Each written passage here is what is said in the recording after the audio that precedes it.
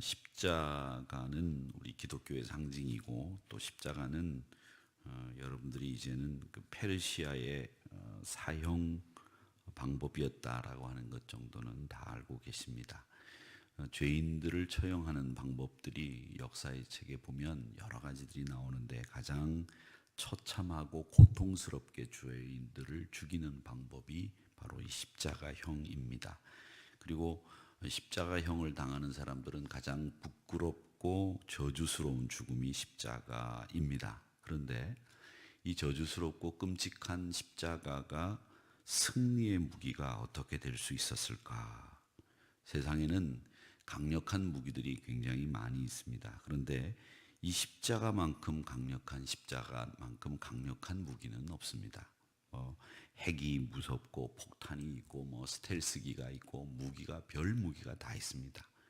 또 제가 한 3년 전인가요 해운대에 가서 그 수용로 교회에서 그 우리 통일을 위한 세미나가 있었는데 그때 장로님 한 분이 오셔서 간증을 하는데 그 장로님은 그 벙커버스터, 그러니까 벙커버스터라고 하는 것은 뭐냐면 폭탄을 떨어뜨리면 이 벙커가 이렇게 있습니다. 벙커라고 하는 것이 이제 지하에 콘크리트를 30cm, 40cm 이렇게 쳐가지고 이 폭탄이 못 들어오도록 만드는 지하 벙커가 있습니다. 우리나라 대통령도 위기 상황에서 제일 먼저 달려가는 곳이 벙커라고 하는 곳인데 그 벙커는 군 사령부들이 있는 곳에 그 벙커들이 있는데 그 벙커는 어떤 폭탄으로도 공격이 안 되는데 그 장로님이 바로 그 벙커를 부수는 폭탄을 만들어낸 분입니다. 그래서 이 벙커를 뚫는 폭탄이 떨어지면 이 벙커를 먼저 구멍을 뚫고 들어간다 옵니다. 구멍을 뚫고 들어간 다음에 그 안에서 폭탄이 터지게 되는 원리로 벙커버스터라고 하는 것을 만들었다는데 그 북한의 김정은이가 가장 두려워하는 게 이 벙커버스터라고 하죠. 북한에서 이 미국의 스텔스기가 레이더망에 안 걸리고 날아와서 폭탄을 떨어뜨리면 위치만 어디 있는지 알면 그 벙커가 자체가 완전히 없어지기 때문에 그것을 굉장히 두려워한다 그런 얘기들을 합니다. 이런 강력한 무기들이 정말 세상에는 많이 있습니다. 여러분 우리 군인들이 쓰고 있는 개인 화기도 그게 얼마나 강력한지 맞으면 최소 생명을 유지할 수 있는 방법이 별로 없는 그런 무기입니다. 이제 그 정도로 엄청난 무기들이 많은데 이런 무기보다 더 엄청난 무기가 뭐냐? 바로 십자가입니다. 이 십자가는 엄청난 생명력이 있습니다. 다른 무기들은 사람을 죽이고 사람을 없애고 살상하는 데 쓰는 무기지만 이 십자가는 사람을 살려내는 무기입니다. 그러니까 이런 무기가 이 땅에 아무것도 없어요. 하나밖에 없습니다. 십자가 하나밖에 없다는 겁니다.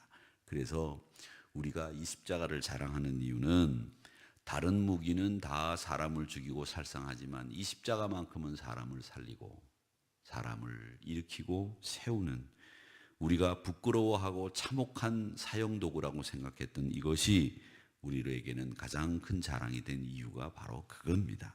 그렇기 때문에 이 십자가를 사랑하고 십자가를 지고 예수님 가신 길을 따라가야 되겠는데 예수님이 뭐라고 말씀하셨느냐 하면 이런 말씀을 하셨습니다. 요한복음 16장에 보면 이제 몇 시간 후면 예수님이 이제 잡혀서 돌아가시게 돼요. 이제 돌아가시게 되는데 그 돌아가시기 직전에 예수님이 제자들에게 이렇게 얘기합니다. 너희들이 다 나를 버릴 것이다. 다 버려. 그런데 나는 혼자가 아니야. 내가 세상을 이겼노라. 그렇게 말씀을 하시면서 내가 세상을 이겼노라. 이렇게 얘기를 하시거든요. 여러분 잘 하셔야 됩니다. 순서를 잘 기억하셔야 돼요. 예수님이 십자가를 지고 돌아가신 다음에 부활하시고 세상을 이기신 게 아니에요. 예수님이 십자가를 지기 전에 이미 내가 세상을 이겼노라 이렇게 얘기하시는 거예요. 그러니까 우리가 생각할 때는 이 십자가를 통해서 예수님이 세상을 이겼다 이렇게 얘기를 하시지만 그런데 예수님은 십자가 지시기 전에 이미 내가 세상을 이겼노라 이렇게 얘기를 하신단 말이죠. 그러니까 예수님이 십자가를 지실 때 그냥 패배로 사형 언도를 받고 그리고 죄인으로 십자가를 지신 게 아니라 승리로 십자가를 지신 거예요. 승리로. 벌써 이기시고 십자가를 지신 거란 말이죠. 그러니까 이 십자가 위에서 죽어가는 시간에 예수님이 말씀하실 수 있는 게 뭐냐? 하나님, 저들의 죄를 용서해 주세요. 저들이 저지른 죄가 뭔지 모릅니다. 이렇게 말할 수 있었던 것은 이미 이기시고 십자가를 지셨기 때문에 그 말씀이 가능했던 겁니다. 그런 하나님께서 우리 예수님에게 승리할 수 있는 길을 지신 겁니다. 예수님이 어쩔 수 없이 십자가를 진 게 아니고 졌기 때문에 십자가를 진 게 아니고 이겼기 때문에 십자가를 진 겁니다. 억지로 도망가다가 능력이 없어서 지혜가 없어서 일이 꼬여서 할 수 없이 십자가를 지신 게 아니라 승리하시고 십자가를 지셨다. 그러니까 이 십자가는 죽었다는 얘기가 아니지 않습니까? 살았다는 얘기 아닙니까? 그리고 실패가 아니고 승리했다는 얘기이기 때문에 이 십자가의 초점은 어디다 둬야 되느냐 하면 죽었다, 졌다, 어쩔 수 없이 졌다, 이게 아니라는 겁니다. 그래서 이 십자가는 하나님의 섭리와 경륜 속에서 승리로 십자가를 지신 것이다 라고 하는 겁니다. 그러니까 죽은 지 나흘 만에 사람에서 냄새가 나는데 그 무덤에 가서 나사로야 나오너라 그렇게 얘기하시니까 그 나사로가 그 묻혀있던 무덤에서 걸어 나왔다는 겁니다. 이런 큰 능력을 가진 분이 왜 말없이 돌아가셨느냐? 그건 바로 십자가의 비밀이 거기에 있는 겁니다. 그런데 이 십자가가 강력한 무기가 될 수 있었던 이유, 그 이유는 뭐냐? 여기 말씀에 보면 그렇게 얘기를 합니다. 통치자들의 권세를 무력화하여 드러내어 구경거리로 삼으시고 십자가로 그들을 이기셨느니라. 이게 15절의 말씀이에요. 십자가로 그들을 이기셨다. 이렇게 십자가로 이길 수 있었던 이유 중에 하나가 뭐냐 하면 그건 바로 거기에 희생이 담겨 있었습니다. 예수님이 자원해서 십자가를 지셨습니까? 자원해서 십자가 지셨죠. 그런데 우리를 너무 사랑하셔서 우리를 대신하시기 위해서 희생의 십자가를 지신 거예요. 그래서 그 희생의 십자가로 그들을 이기신 거예요. 예수님이 십자가를 거부하고 무죄를 동원하고 천사들을 다 동원해가지고 싸워서 군인을 물리치고 이겼다. 그게 이긴 겁니까? 여러분, 그게 이긴 게 아닙니다. 여전히 우리는 이기고 지는 것에 대해서 잘못 생각하고 있는 분들이 많이 있어요. 얻으면 이긴 거, 내 뜻대로 되면 이긴 거. 여러분, 내 뜻대로 된 게 이긴 겁니까? 아니에요. 내 뜻대로 돼서 이겼다고 생각하고 시간이 지나서 한번 돌아보세요. 내 뜻대로 돼서 이긴 게 아니에요. 하나님 뜻대로 돼서 이긴 거죠. 말씀대로 돼서 이긴 거죠. 그게 나중에도 끝까지 이기는 거예요. 여러분, 이긴 거는 시간이 지나고 나서도 이겼다. 그렇게 될 때 진정으로 이긴 거지. 지금 내 뜻대로 돼서 네가 내 말 들었지?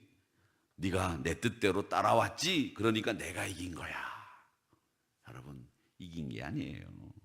여러분, 남자하고 여자분하고 이렇게 만약에 싸움이 있으면 안 되겠지만 싸웠다. 누가 이깁니까? 남자가 필승필패예요. 여자분한테 지게 돼 있어요. 남자분들한테 죄송하지만 지게 돼 있어요. 왜 지게 되느냐? 이유가 여러 가지가 있습니다. 그런데 여자분들은요, 이기는 이유가 끈질겨요. 끈질겨. 이게 못 이기는 방법이야. 시간이 지나도 못 이기는 거예요. 그러니까 여러분, 이길 수 있는 건 뭐냐? 한 가지예요. 이길 수 있는 건 내 뜻대로 돼서 이기는 게 아니라 이기는 건 그 안에 희생이 담겨 있기 때문에 이기는 거예요. 여성분들이 왜 이기느냐? 남자가 질 수밖에 없는 게 여자가 없으면 못 견디기 때문에, 여자분의 희생이 없으면 그 삶이 영위가 되지 않기 때문에 지는 거예요. 희생이 있는 곳에 이기게 돼 있는 거예요. 그러니까 여러분, 우리 주님의 십자가가 왜 승리의 십자가가 됐느냐? 거기에는 바로 희생이 있었기 때문에 거기에 승리가 있을 수밖에 없다라고 하는 거 여러분 꼭 기억하시고, 여러분들께서 이 십자가를 통해서 그들을 이기신 예수님의 그 승리를 여러분들도 잘 기억하시면서 고난 속에서도 희생을 감당하심으로 말미암아 이 십자가의 승리가 아하 이런 승리였구나라는 그 원리를 깨달아 오늘도 승리하시기를 주의 이름으로 축원합니다. 그다음에 마지막으로 하나 더 이 십자가가 이길 수 있었던 이유가 있습니다. 14절을 한번 보세요. 14절에 보니까 우리를 거스리고 불리하게 하는 법조문으로 쓴 정서를 지우시고 이 율법을 없앴다는 얘기죠.